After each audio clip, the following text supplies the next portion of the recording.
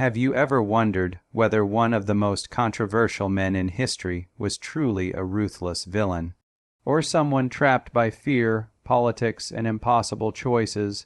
For nearly 2,000 years, the name Pontius Pilate has been remembered alongside the crucifixion of Jesus Christ. Yet behind that familiar name lies a story that is far more complex than many people realize. History, ancient records, and the Bible reveal a man standing at the center of one of humanity's greatest turning points, struggling between what he believed was right and what he felt forced to do.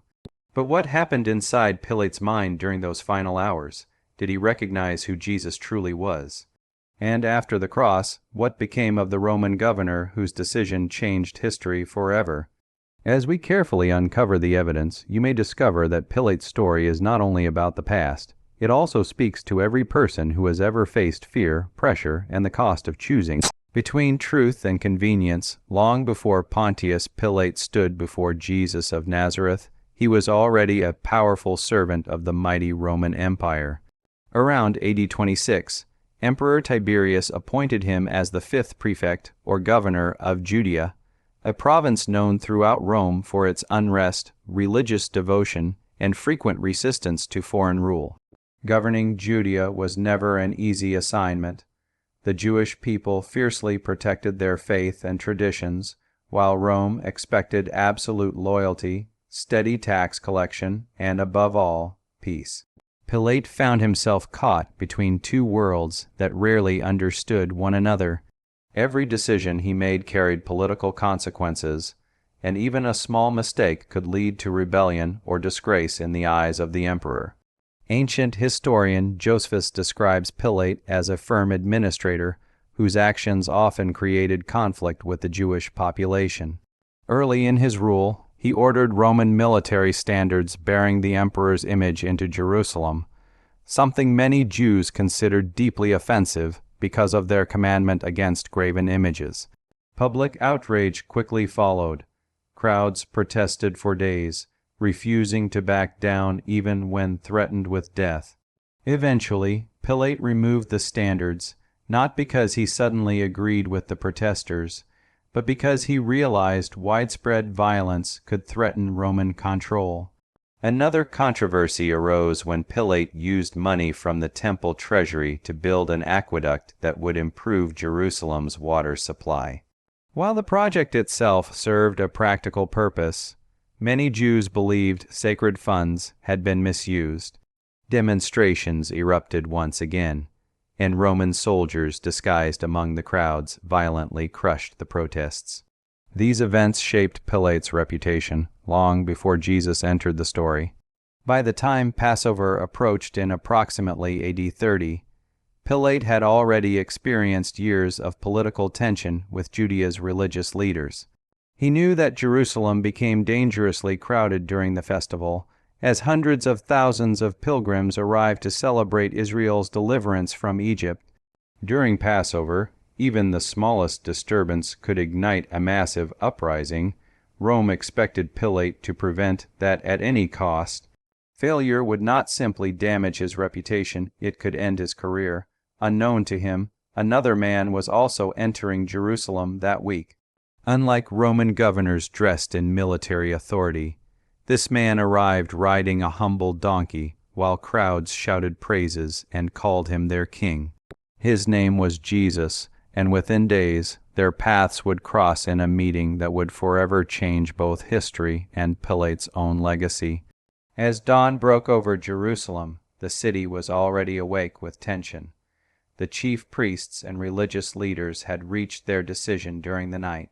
Jesus had been arrested, questioned, and accused of blasphemy according to their religious law, but they faced one major problem. Under Roman rule, they could not legally carry out an execution without the governor's approval. That meant only one man had the authority to decide Jesus' fate, Pontius Pilate. When Jesus was brought before the Roman governor, Pilate expected to see another rebellious criminal. Instead, he found a calm and peaceful man who showed no signs of fear.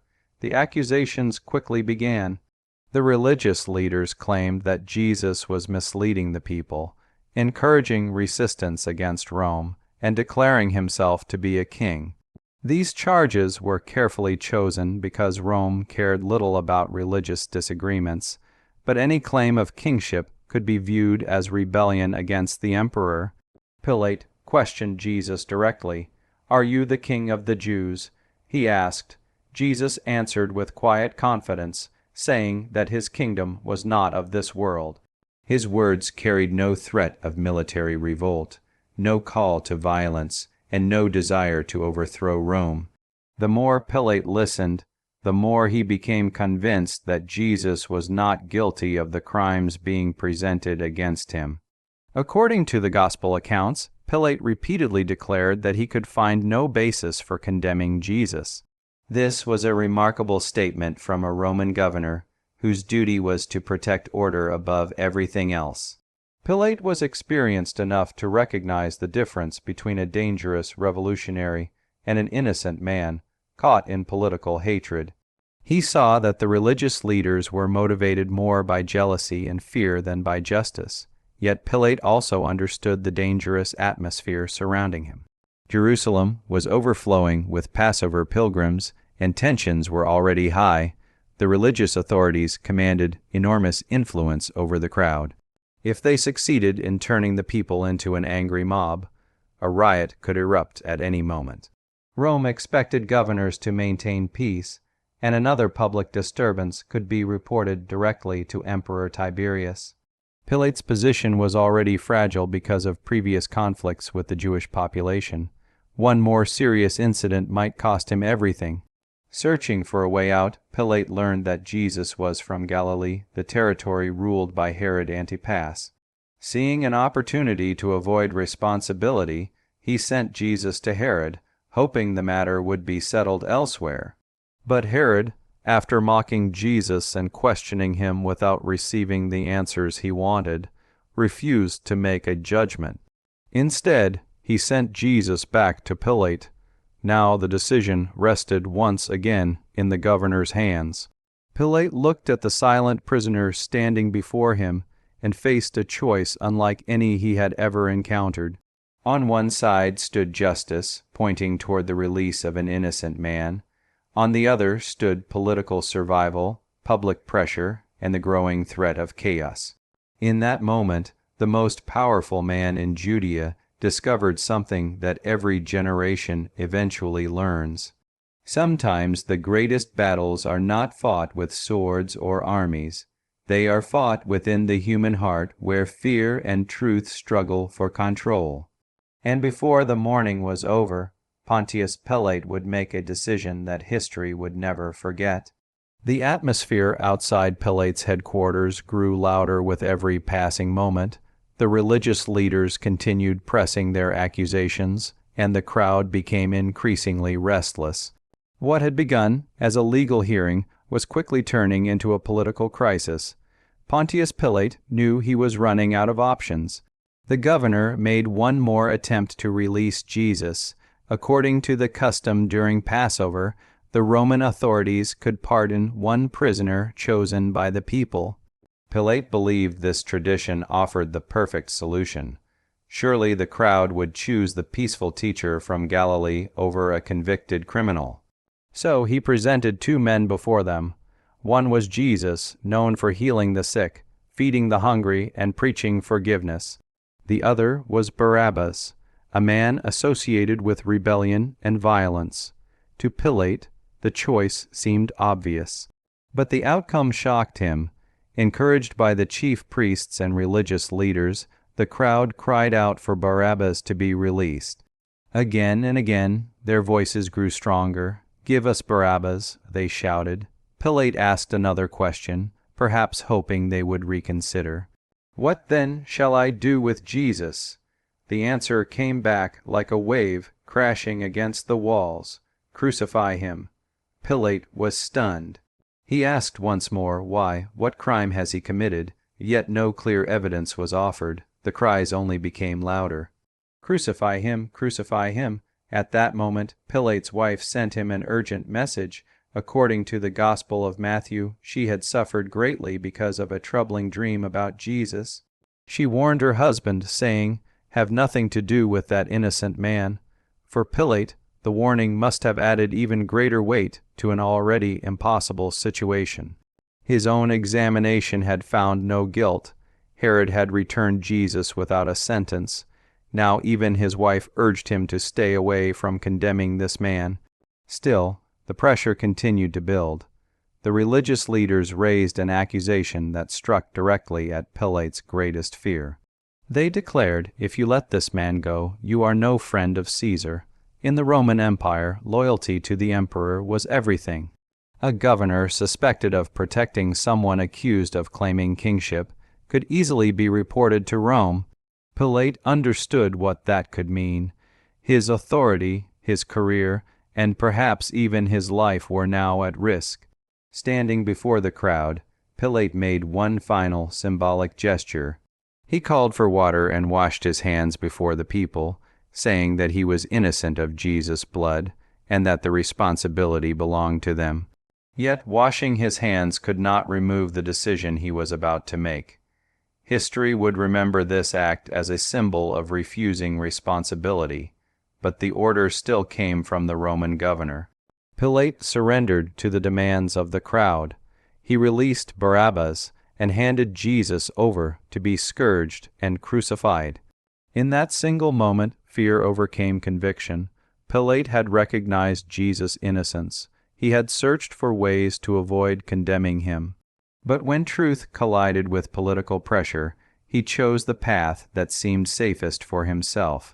As Jesus was led away carrying the cross, Pilate may have believed the matter was finally over. He could not have imagined that this decision would outlive the Roman Empire itself. Kings would rise and fall. Nations would appear and disappear. Empires would crumble into history. But the name of Pontius Pilate would continue to be spoken wherever the story of Jesus Christ was told, forever connected to the greatest sacrifice the world has ever known. For many people, the story of Pontius Pilate seems to end the moment Jesus is led to the cross. Yet history suggests that Pilate's life continued, though not in the way he may have expected. The man who believed he had protected his position would soon discover that power in the Roman Empire could disappear as quickly as it was given. After the crucifixion, Pilate remained governor of Judea for several more years. On the surface, life may have appeared to return to normal. Roman taxes were collected, soldiers continued their patrols, and Jerusalem carried on under Roman rule. But beneath that calm, tensions between Pilate and the people of Judea never truly disappeared. Ancient historians, especially Josephus and Philo of Alexandria, describe Pilate as a governor whose relationship with the Jewish population remained troubled. His earlier decisions had already damaged public trust, and the years following Jesus' death did little to improve that reputation. The province remained difficult to govern, and every conflict increased the risk of attracting unwanted attention from Rome. Around AD 36, another crisis erupted. A group of Samaritans gathered on Mount Gerizim after being persuaded that sacred objects connected to Moses could be found there. Pilate believed the gathering might become a rebellion and ordered Roman troops to intervene. The soldiers attacked, and many people were killed while others were taken prisoner. The Samaritan leaders immediately appealed to Vitellius, the Roman governor of Syria, accusing Pilate of using excessive force against innocent people. Their complaint was taken seriously. Vitellius ordered Pilate to leave Judea and travel to Rome to answer before Emperor Tiberius. For the first time in many years, Pontius Pilate was no longer the unquestioned authority. The governor who had judged others now had to stand ready to be judged himself. But history took another unexpected turn. Before Pilate reached Rome, Emperor Tiberius died in AD 37. The emperor before whom Pilate was supposed to defend his actions was gone. From that moment onward, the historical record becomes remarkably quiet. No reliable ancient source tells us exactly what happened next. Some traditions claim Pilate was removed from office and lived the rest of his life in disgrace. Others suggest he was exiled. A few later legends even say he took his own life. Still other traditions, particularly within some ancient Christian communities, portray him as a man who later regretted his decision and came to believe in Jesus. The truth is that none of these later stories can be confirmed with certainty. What history does reveal is simpler, yet perhaps even more powerful. The once powerful Roman governor gradually disappeared from the pages of political history. His authority ended. His title vanished. His influence faded. The empire he served would eventually fall. Yet one thing remained. Every time the story of Jesus was told, the name Pontius Pilate continued to be remembered not because of his victories, his military achievements, or his years as governor, but because of a single decision made during one unforgettable morning in Jerusalem. It is a quiet reminder that moments of moral choice often leave a greater legacy than years of worldly success. Pilate spent much of his life seeking to preserve his position, but history remembers him not for the power he held, but for the truth he failed to defend. The story of Pontius Pilate is more than a record of ancient history. It is a mirror that quietly reflects the human heart. Nearly 2,000 years have passed since that morning in Jerusalem, yet Pilate's decision continues to raise a question that every generation must answer. What do we do when we know what is right, but fear the consequences of doing it? Pilate was not an ordinary man. He commanded Roman soldiers, represented the most powerful empire on earth, and possessed the authority to decide life or death. Yet despite all his power, he became a prisoner of something invisible, fear. He feared losing his position. He feared the anger of the crowd. He feared being accused before Caesar. In trying to protect everything he had, he lost the opportunity to be remembered as the man who stood for justice. The Gospels never portray Pilate as someone who hated Jesus personally. Instead, they show a governor who recognized innocence, but lacked the courage to defend it when the cost became too great. That is what makes his story so deeply personal. Many people are not defeated by hatred. They are defeated by hesitation, compromise, and the desire to avoid conflict. History reminds us that earthly power is temporary. The Roman Empire once stretched across continents. Its armies seemed unstoppable, and its rulers believed their authority would last forever. Yet today, the empire exists only in history books and ancient ruins. Jesus, however, whom Pilate sentenced to death, continues to transform lives across the world. The cross that appeared to symbolize defeat became a symbol of hope. The tomb that was meant to silence his message became the beginning of a story that still changes hearts today. Pilate likely believed that approving one execution would preserve peace. Instead, his name became permanently connected to the greatest event in Christian history. Every time believers read the gospel accounts or recite ancient Christian creeds, they remember that Jesus suffered under Pontius Pilate. Few Roman governors are remembered by millions of people centuries after their deaths, yet Pilate is. Not because of remarkable leadership, but because one decision echoed throughout history. Perhaps that is the final lesson his life leaves behind. Every person faces moments when truth and comfort stand on opposite sides. Those moments may never involve governors, emperors, or crowded courtyards, but they are no less significant. The choices made in quiet conversations, private decisions, and unseen acts of courage often shape a person's legacy more than public achievements ever will. Pontius Pilate could wash his hands before the crowd, but history remembered the decision behind the gesture. Our actions, too, speak louder than the explanations we give afterward. As we reflect on Pilate's story, we are reminded that God's purposes were never defeated by human weakness. Even through betrayal, injustice, political pressure, and the suffering of the cross, his plan of redemption continued exactly as promised. That is why the story ultimately points beyond Pilate himself. It points to Jesus Christ, the one who remained silent before false accusations, who answered hatred with mercy, and who willingly endured the cross so that humanity could receive forgiveness and hope. Pilate's authority lasted only for a season. Christ's kingdom has no end. And perhaps the greatest truth history reveals is this: while earthly power fades, the truth of Christ continues to shine, inviting every heart to choose courage, faith, and hope over fear.